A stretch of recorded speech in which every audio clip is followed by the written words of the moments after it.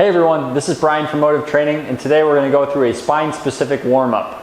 So we're going to start with a cat-cow. If you've ever done yoga, this is the same exact thing, going through a full spinal flexion and spinal extension. So what I'll have you do is lift the spine toward the sky as high as you can, creating as much of an arch through the whole thing as you can. This is called cat. And then you can go down into cow. And you can actually move the neck if you feel like it, going through, again, cervical flexion and extension. That's up to you. So notice how Danielle is tucking her chin and then bringing her head back up. The goal here is just to get some movement through the spine. So you can also sync up your breath.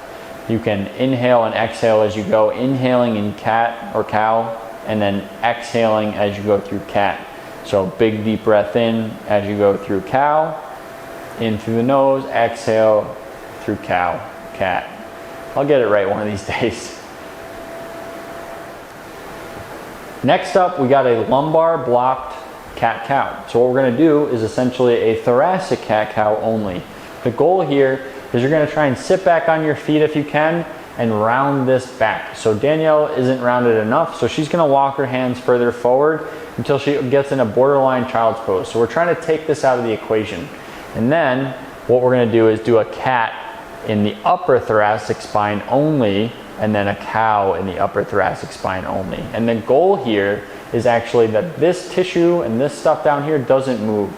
So notice how Danielle does this, and she's getting a lot of movement in the lower back. Right now we're trying to limit that as much as possible. So she might have to flex more by pushing her hips further back, or she might just have to be more conscious of not moving this stuff.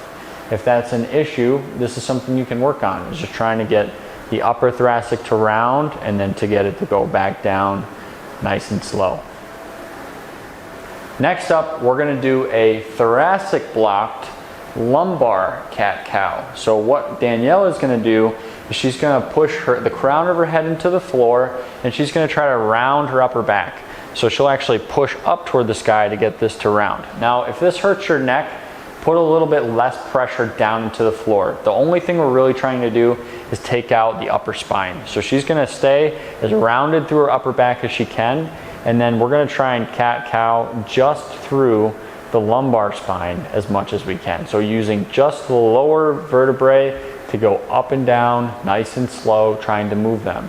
Notice how if you keep shifting your weight forward to back, or you're trying to move everything at once, you're most likely not actually creating movement in your lower back.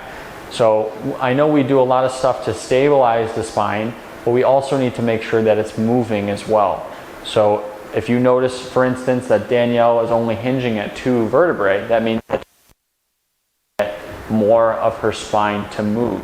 That's something where you can contact us and you can come in and we can show you how to do that. Through a video, it's a little bit tougher. There's a lot more palpation. There's a lot more touching that needs to occur to get you to feel and get the intrinsic muscles in your body to fire up and get movement to occur in your spine. But again, the goal is you're just trying to isolate the lower back here and get it to flex and extend on its own.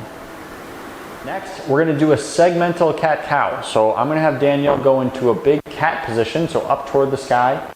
And what we're going to do is try to segment the spine 1 vertebrae at a time, going from full flexion to extension and then back the other direction. So she's going to bring it up. If you have a partner here, you can kind of use your hand to walk them through it. So husband, kid, if your kid's old enough to understand what you're trying to do. But basically what you're going to do is flex everything as much as you can, and then from the lower back, the lowest vertebrae, you're going to try and drop that by itself toward the floor. And then you're going to move up a vertebrae and try to go from that one, and then the next one, and what you're all the way up until you're in your upper back, trying to get that spine to actually create movement.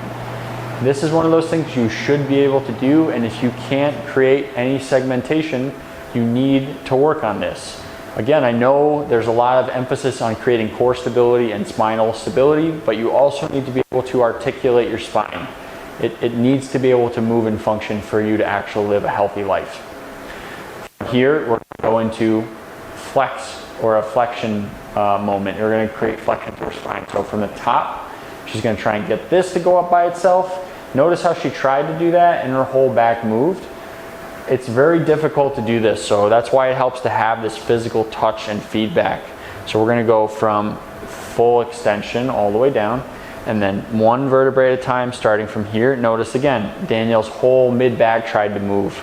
This is really hard. So one at a time, best you can, trying to work your way up, up, keep going, flexing up toward the sky, doing good, doing good.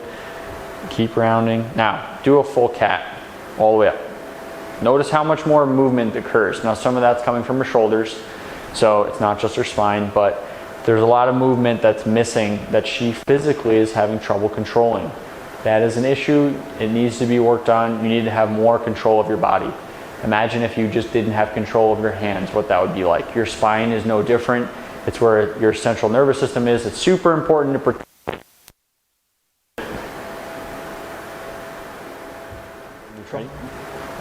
For this, we're going to do thoracic rotation. So we're going to create some rotation through the upper back. So if you have a block or something you can put between your knees, do that to lock your hips in place.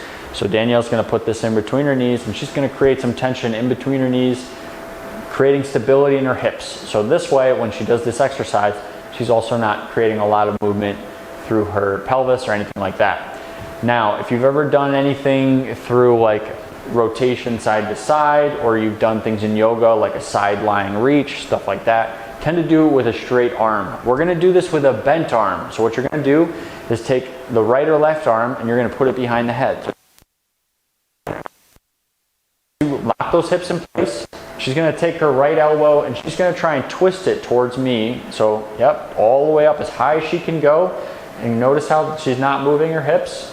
And then she's going to swing it all the way down and through, almost like you're threading the needle in yoga, trying to go as far underneath as she can go.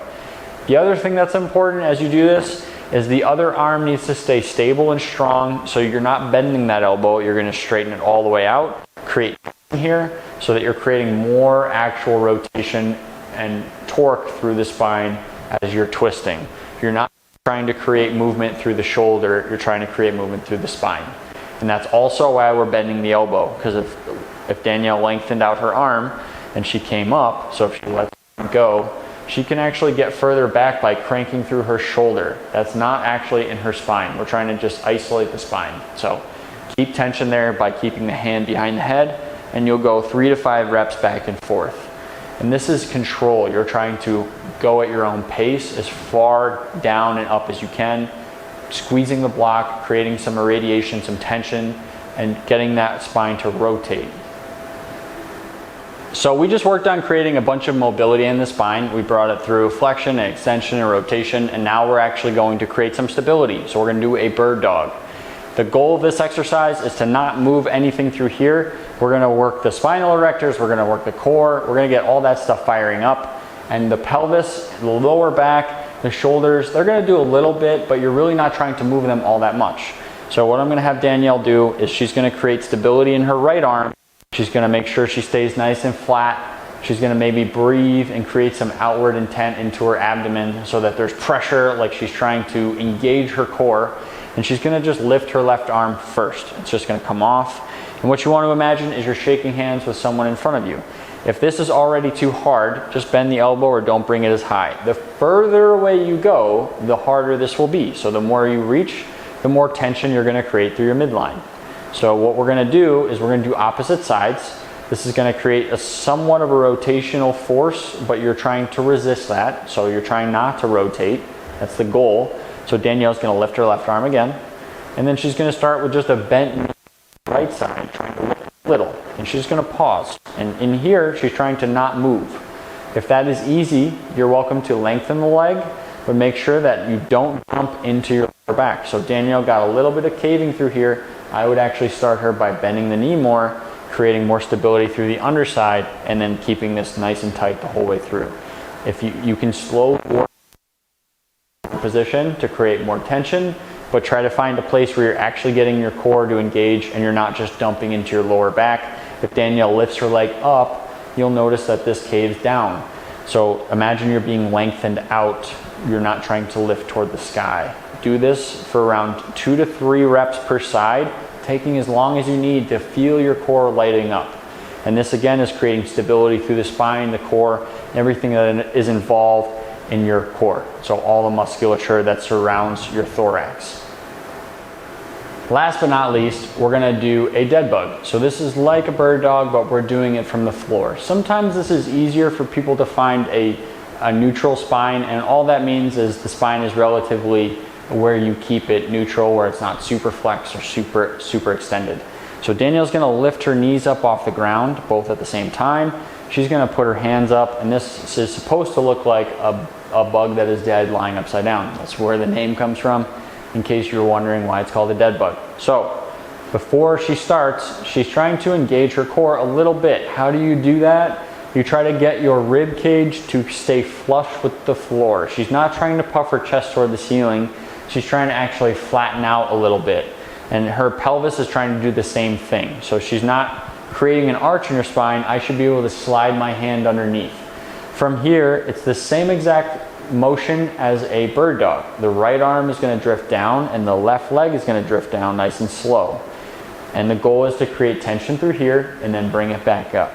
Now, the other trick to this, when you have the dead bug position, is to not let these limbs move. So the limbs that are not moving are creating some intent toward the midline. So as Danielle does this, I'm going to push against here to create a little bit more tension. And she should be doing that consciously. That's going to get her core to fire up a lot more, and then she's going to come back up. 2 to 3 reps per side, 3 to 5 second holds. You're trying to get things to work through your core. You're not trying to dump load into your lower back.